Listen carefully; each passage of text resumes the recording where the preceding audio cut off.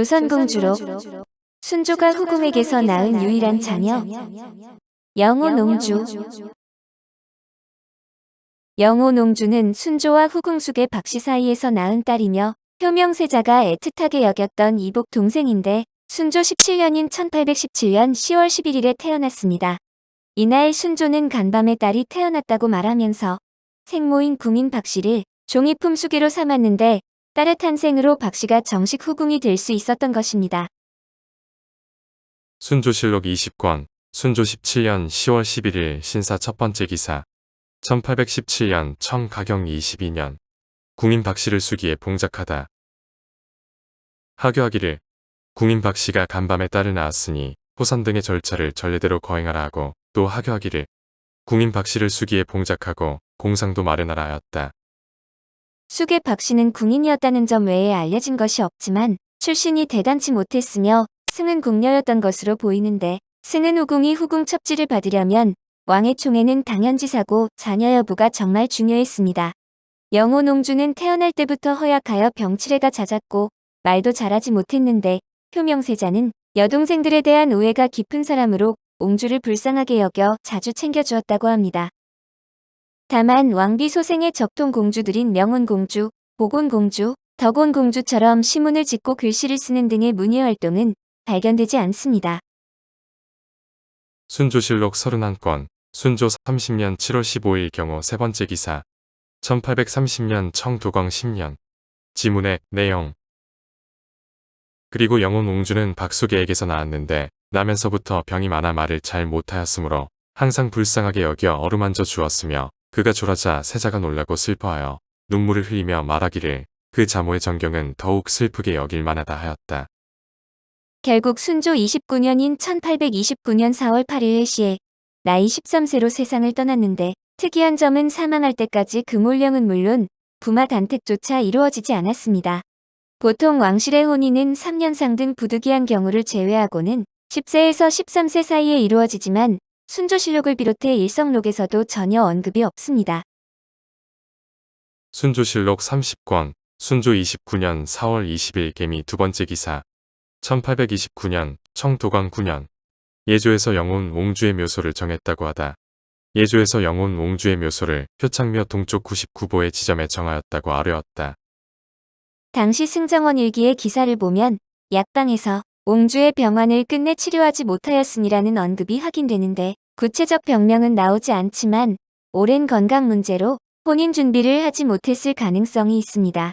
철종의 딸 영예옹주도 14살이 다 지나갈 때쯤 혼인 이야기가 처음 나왔고 15살 때 박영요와 혼인을 했는데 영예옹주도 영호농주처럼 선천적으로 병약해 건강 문제가 크게 작용된 것으로 보입니다. 순조는 내관에게 대신 제문과 제물을 보내 제사 지내주었고 제문은 직접 지었는데 효명세자는 눈물을 흘리면서 그 자모의 정경은 더욱 슬프게 여길 만하다고 말했습니다. KBS 드라마 구름이 그린 달빛에서 배우 허정은이 영은옹주라는 이름으로 등장하는데 숙의 박씨의 소생인 것까지 같으며 드라마상 어떤 트라우마 때문에 말을 하지 못하는 것으로 묘사됩니다. 영호농주의 묘는 원래 문효세자와 의빈성씨가 묻혀있는 효창원 동쪽 99보 떨어진 곳에 있었으며 현재는 서삼릉에 옮겨져 관리 중입니다. 국립고궁박물관에서 영호농주 인장 2점을 소장하고 있는데 국내에 덕온 공주 인장이 들어오기 전까지 몇 안 되는 왕녀의 인장이었지만 덕온 공주 인장 때문인지 사람들이 있는지도 잘 모릅니다. 영호농주가 묻혔던 효창원. 효창원은 정조의 장자로 5세에 작고한 문효세자의 묘소인데 그 후 이 경내에 문효세자의 생모인 의빈성씨, 순조의 후궁인 수기박씨 및 수기박씨의 소생 영호농주를 안장한 요원이었습니다. 효창원은 지금의 효창동과 청파동 일대에 걸쳐 소나무, 밤나무 등 수림이 매우 울창한 곳이었습니다. 1894년 5월 청일전쟁 발발 직전 우리나라의 불법으로 일본군의 주력 부대가 효창운동장 남단의 솔밭에 주둔하면서 효창원의 아름다운 경관뿐만 아니라 그 의미도 훼손되기 시작했습니다. 일제는 1924년 6월 효창원의 일부를 떼어서 효창공원을 개설하고 패망 직전인 1945년 3월에는 문효세자의 묘소를 비롯한 모든 묘소를 모두 경기도 고양군 원당읍 원당리 서삼릉 경내로 이전했습니다.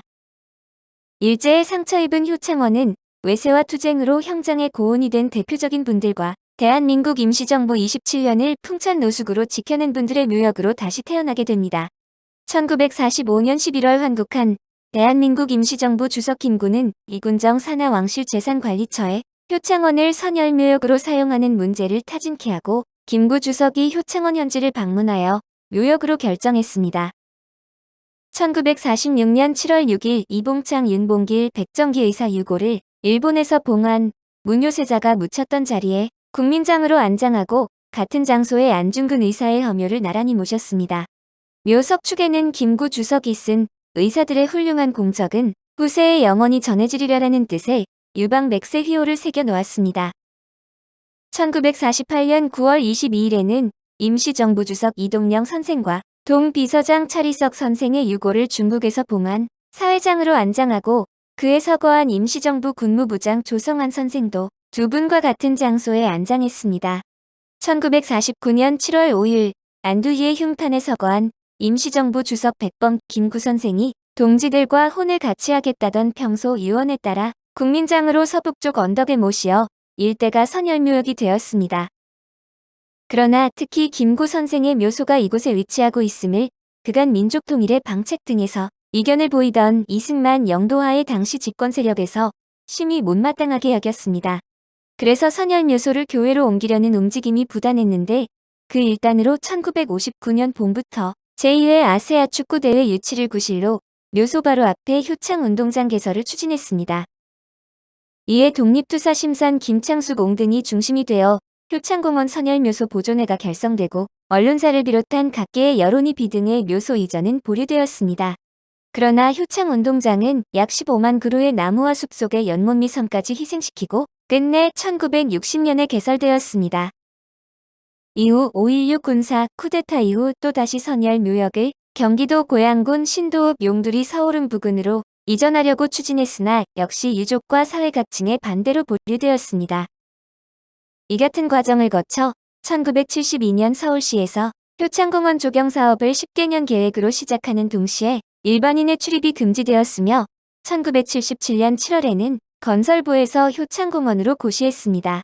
1984년 12월에는 서울시의 협조로 각 묘소 앞에 묘표석을 개수했으며 1989년 11월 의열사 및 창열문이 건립되고 묘역 확장과 정비가 대충 마무리되었으며 1989년 6월 사적 제330호로 지정되었습니다. 오늘 조선공주록은 순조가 후궁에게서 낳은 유일한 자녀인 영혼옹주였습니다.